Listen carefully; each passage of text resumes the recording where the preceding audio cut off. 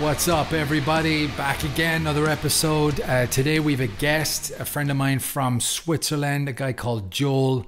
Met him at a concert and been friends for the last, I want to say 6, maybe 7 years.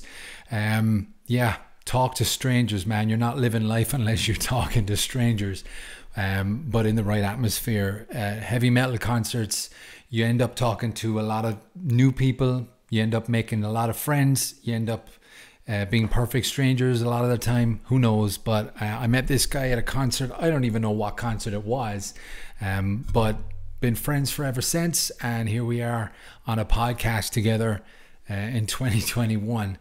Yeah, we just basically touched on our love of music and our love of fighting, and both tie in very, very nicely. So yeah, I hope you enjoy this one. It was a good one. And yeah, let me know feedback in the comments, and like and share and subscribe and all that wonderful stuff. All right, I'm here with Joel. Joel from, what is it, Basel? Yeah, near Basel. Awesome. How you doing, brother? I'm very good, thank you. How about you?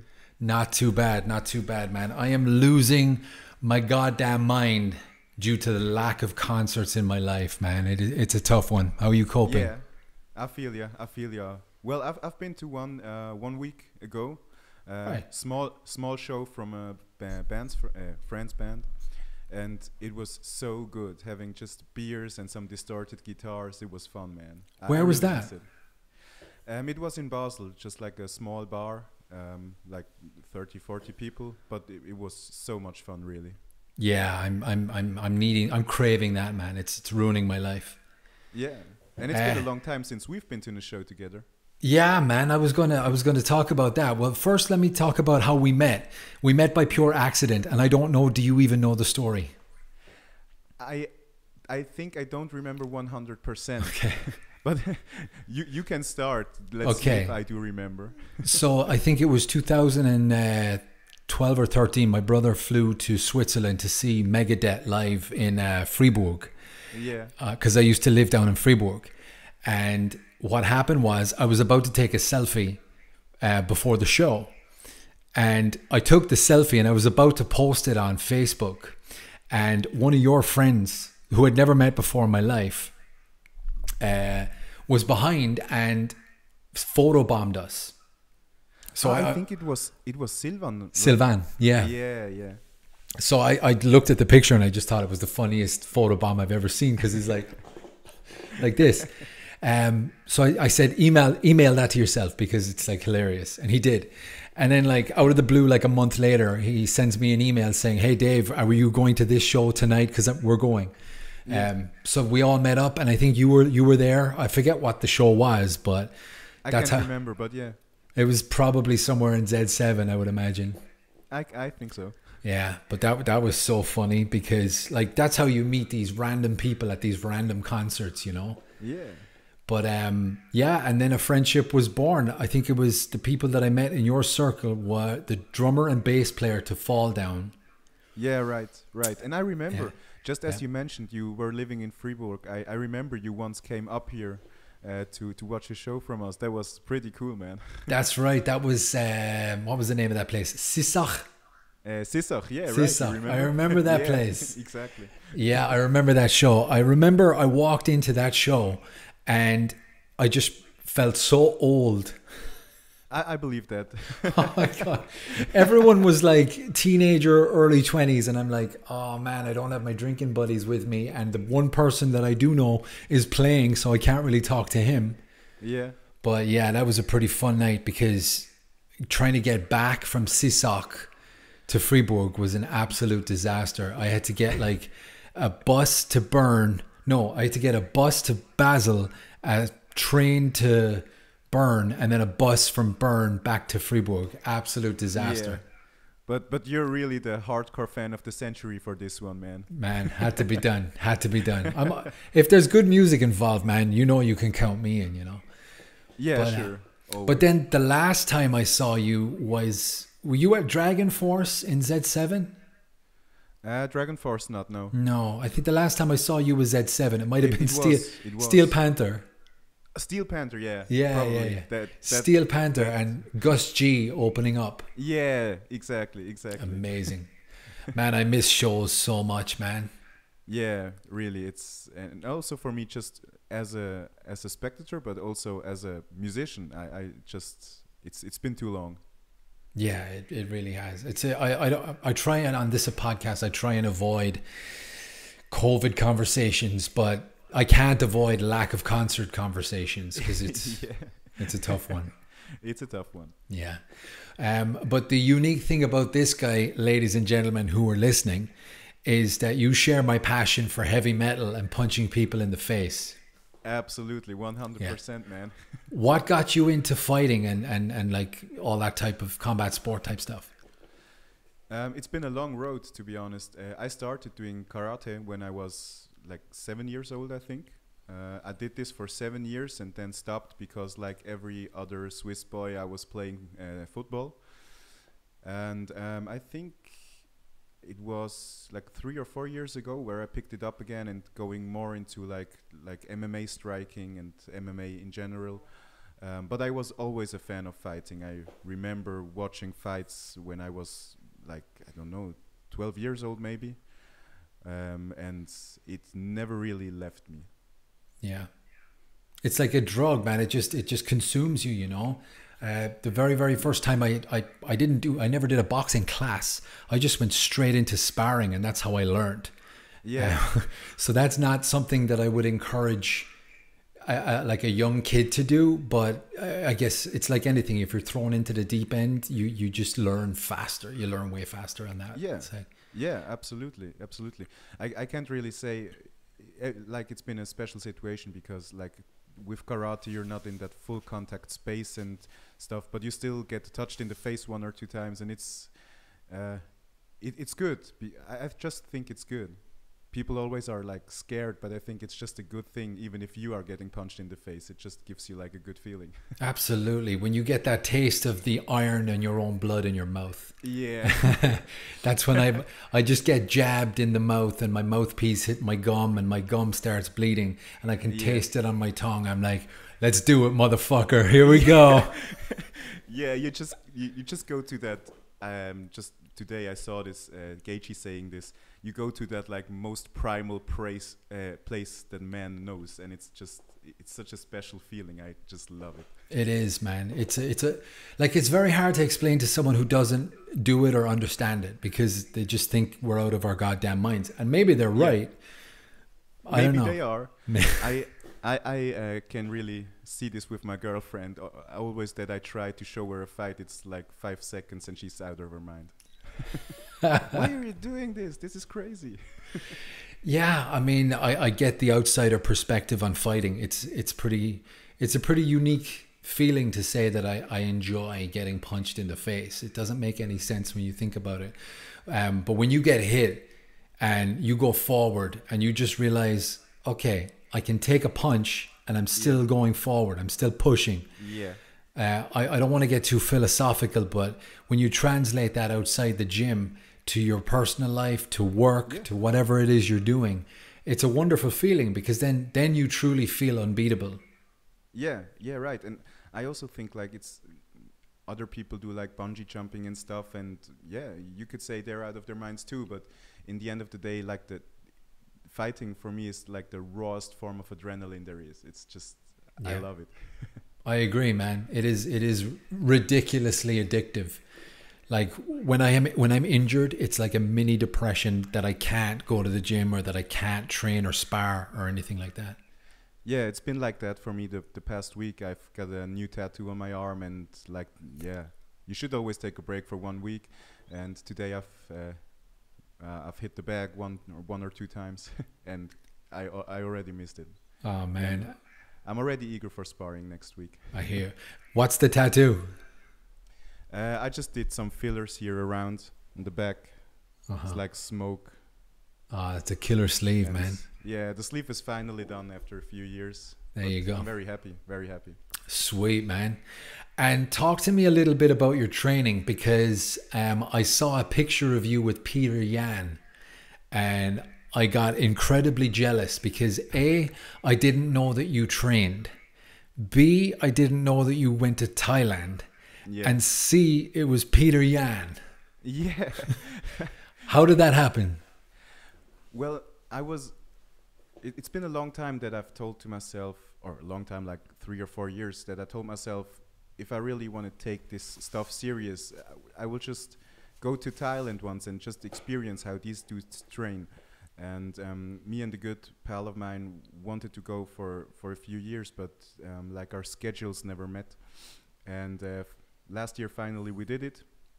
It cut short a bit because of the whole COVID stuff, but yeah, what do you want to do? And it was such a great experience, because actually the day that I met Peter Jan for the first time, it was the first day. I was arriving, waiting for my friends, and then as we looked around the whole facility, there he was, and we were just like starstruck kind of way. Yeah, especially me as like an MMA nerd, and I was like, dude, I need to take a picture, because I knew he was going to be the champion in a short period of time. He's crazy, man. Even watching him sparring, that's ridiculous. Yeah, yeah. And like the little guys, they're the most dangerous. Yeah. Like he's fast, man, and he punches so hard for being a 135er. It's crazy. Insane. Yeah, man. I mean, seeing someone like I've talked about UFC 93 a lot on this podcast. Yeah, and I've heard the one. Yeah, just a fanboy like no other. But I'm going to admit something to you now, because when I met them, I was really taking them in, because I just noticed how clear their skin was. They were healthy. They were big. They were like, but they weren't the big that we see on TV. They were just regular sized dudes. But yeah. you know, so like Dan Henderson had like these huge biceps and triceps and traps, and I'd never seen anything like that before, because I'd never truly been around a guy who does this on a full-time basis as his job. But what was it like to train in those gyms with the Muay Thai guys who do this for a living? It was kind of special, because you know, I was at Tiger Muay Thai, and you have a lot of tourists like me too there, but it's quite funny training with the Thai coaches. They're really cool people, because they are so lovely and warm if you just like talk to them or have a beer. But if you're on the pads, they're gonna fuck you up, man. Yeah. they don't do jokes on the pads. It's crazy. And it was really cool having like those one-on-one sessions with the Thai guys, and you focus a lot on technique, and that helped me improve a lot. Awesome. And like, what type of sparring did you do out there? Because from the stories that I hear from guys who I've trained with, I heard it's insanely tough, because you can't think because of the humidity and the heat, and it's continuous pressure. Is that how it is out there with you? It is, especially the humility. If you're not used to it, it's really tough, especially cardio wise. It's really tough to do like 1.5 hours of sparring in this humidity. But we sparred a lot with the tourists, and you have a lot of different looks. It's not like the pure Thai sparring that we had. But I was getting beat up pretty bad in one session, and my ribs were like blue for about 4 or 5 days. But yeah, like we said before, I like this. It's okay. I was fine with it. You see, when it comes to like, especially with ribs, right? You like, I love getting a black eye. I love getting punched. I love getting that, because it's like my little mini trophy of the night, you know? Yeah. Even though you got it because you did something wrong. You didn't keep your hands up, you know? But, you know, it's a good conversation starter. Oh, yeah, I'm a boxer, you know? Yeah. As you can see. Yeah, there you go. Or this one. Yeah. I don't have this one yet. Not yet. But when it comes to your ribs, especially like anything, when you cough, when you put on your shoes, when you got to go to work, like, was that not a struggle for you? Because that's what murdered me. Limping into the office every day, wearing a shirt and tie, looking like a drug dealer, you know? Yeah, it wasn't that bad, because I was like, my mind was fully into this lifestyle for these 2 or 3 weeks, and I was feeling like a fighter somehow, if you can say this, because I was just, what else are you gonna do? You're in Thailand to train, so get your ass up and go back to training the other day. But it hurt for sure, and even the next day, if you had a pad session with the Thai guy and he was gonna smash you in the ribs without shin pads, yeah, it hurt. But my mind was really dialed in these 2 or 3 weeks to endure that. Again, that is the key. I say that all the time. It's mental toughness, you know. Yeah. The mentality that you must have to get up and get into the gym every evening. It doesn't matter if you're in pain, if you have an injury, if you're just not feeling it, if you're tired, if you're low on energy. The mentality of I gotta be there, because the nights that you don't want to be there, they're the nights you should go the most, I guess. You know, you seem to have a good mentality in that sense. I sometimes feel that with myself, because sometimes after work your head is like heavy and you had like a 10 or 12 hour day or something, and you're not feeling like it. But it's the biggest pain for me is from home going to the gym. But as soon as I'm on the mats and training starts, I feel good. Exactly. It's always just like the way to the gym, but as soon as you're in the gym, you're starting to get that itch. Yeah, when you put your shorts on, when you organize your bag, especially for me, it's when I put the mouthpiece in. Yeah. When I get the mouthpiece in, we are go, motherfucker. Yeah, 100%. And I also like about the mental toughness thing. For me, I can see it when we are sparring, because, you know, I'm a bit a chubby guy. I'm not like a fucking Nate Diaz cardio machine. And I can see it there. If my shoulders hurt and I can't get my hands up, that's the point where I really tell myself, now, don't be a sissy. Do this, man. Come on, go forward. And that's just impressive to see what your mind really can do with yourself in such situations. Absolutely, man. And I'm glad you touched on that, because when I saw you with Peter Yan and that picture, I'd no idea you'd lost all that weight. You used to be incredibly heavy. Yeah. And you just decided one day, or what happened? Well, my story with weight is a long one. I've been overweight before, when I was like 14, 15 years old, and then I've lost 20 kilos, went down from like 94 to 72 or something like that. Then I've been a lot into weightlifting. I've gained a lot of muscle mass. And then one time I lost interest in this and gained a lot of weight, and that was heaviest that I was 150 kilos. 115 kilos. 15, okay. Yeah, but with like I'm 175 centimeters. I'm not that tall, and it's really been a lot of weight. And now I'm back like at 94 kilos. I'm still like light heavyweight, still chubby, but I'm feeling good like this. It's okay. I got the power. That's it, man. Because I just remember the last couple of pictures I saw of you on stage, and all of a sudden, who's this skinny motherfucker over here in Thailand now, huh? Jesus, incredible. Yeah. That's fantastic. But again, that's down to someone's mentality. That you just decided let's get healthy. Let's lose the weight. Let's lose the chubbiness. Yeah, and especially with like getting back into in kickboxing and MMA and stuff, I knew it isn't healthy for my knees and everything and my cardio, and it just doesn't help me if I'm that heavy. And like I said, I'm okay with being a bit chubby and being like that Mark Hunt style, being the chubby guy that has heavy hands. I'm okay with that. I don't need to be like the cardio machine, but I think at the end of the day, you need to feel good with yourself, and you should be able to do what you want to do with your body. Absolutely. Chubby or not. 100%. I'm getting a few comments over the last couple of months about my weight loss. I used to be a little chubbier as well. But I just tell people I'm still eating the same shit that I've been eating for the last 4 years. Yeah. I'm just training more. I'm just doing more sparring, more boxing, more running, you know. So I guess if someone's struggling with that perspective, like that aspect of your life, I mean, you probably listen to Joe Rogan. I listen to Joe Rogan. He's constantly pushing people to just, hey, get up and do a quick workout. Yeah. You know, get in the gym, do it in your house, whatever you got to do, just do something.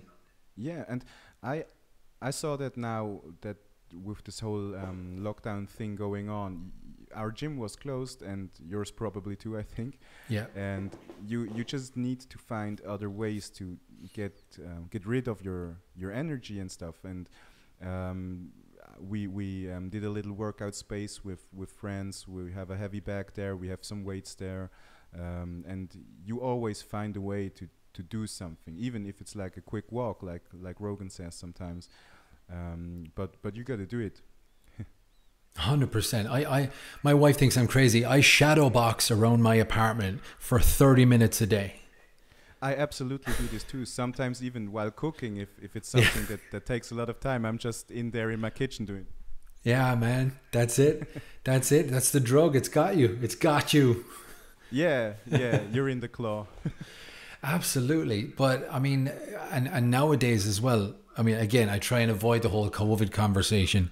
But I see a lot of people have put on a lot of weight. Not because they haven't been going to the gym, because they probably weren't going to the gym prior to the whole lockdowns. Yeah.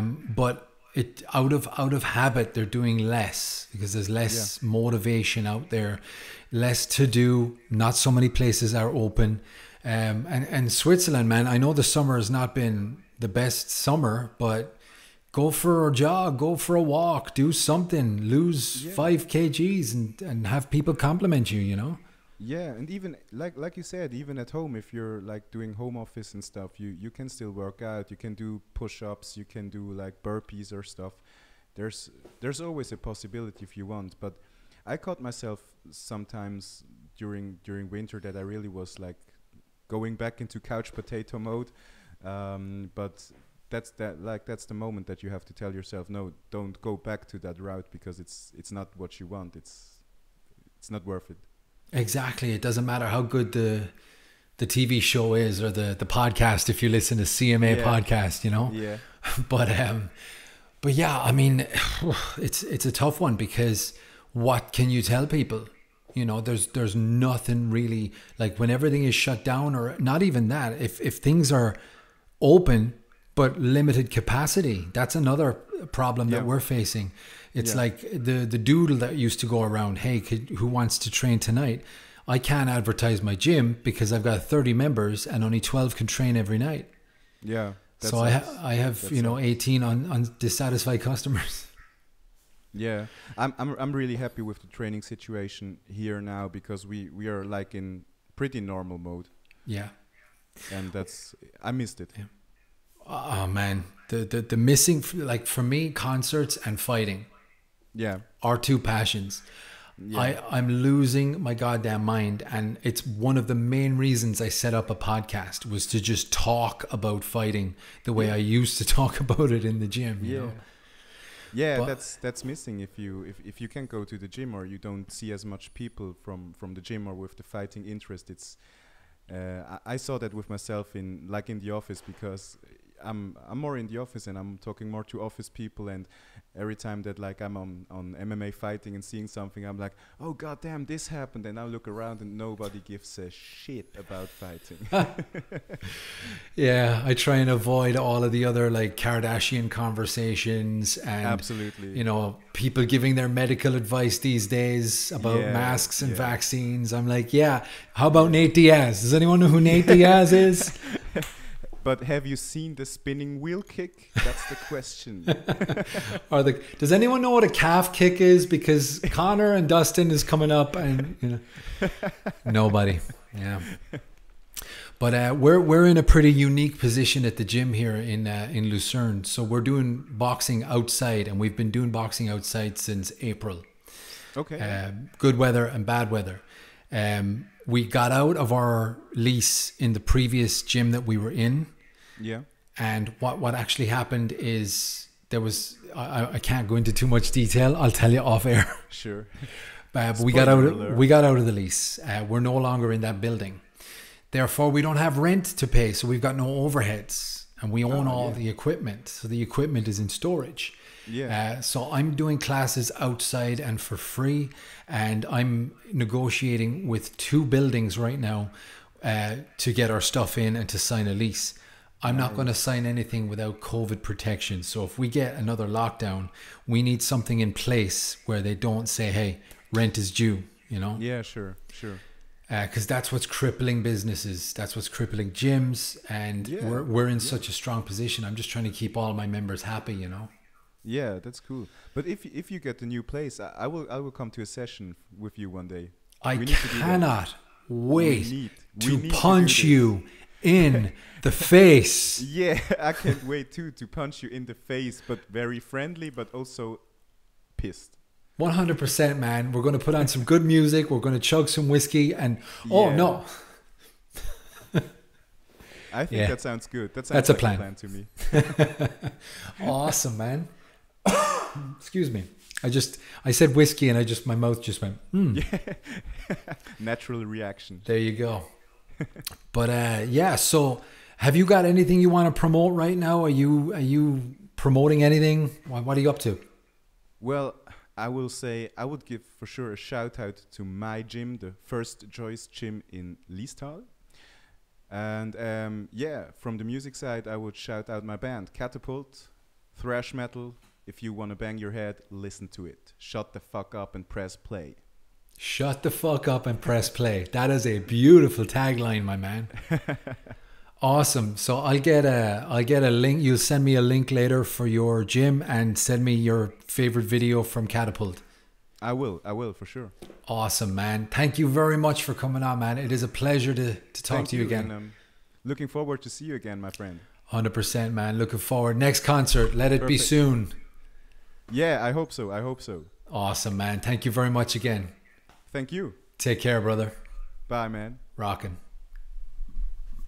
All right, so that was Joel, a very good friend of mine. I'm sure you can see, great guy, in a really cool band. I'll leave a link in the description to see his band. Really cool, very professional, awesome shot on the music video. Also, his gym is below. Check that out in, I think he said Listel, southeast of Basel. I've been there a few times, really cool place. Check out our stuff. First of all, I apologize. I have to say subscribe. Obviously, it's in my best interest for more subscribers. But I have been doing a lot of research on what it is to be a YouTuber and what it is to be a podcaster. And it is so annoying for everybody who's listening to go, don't forget to like, share, subscribe, and notifications and hit the bell. No. Stop. Just subscribe. That's all I'm asking you to do. And from now on, I'm just going to ask you to subscribe. If you're going to give me feedback in the comments. Don't send me private messages. I've been getting private messages from so many people saying you need to do this, you need to do that. I get it. It's not perfect. But it's better if I get it in the comments because it affects the algorithm. Anyway, guys, thank you very much for listening to my absolute ramble once again. We'll talk soon on the next one. Have a good evening. Take care.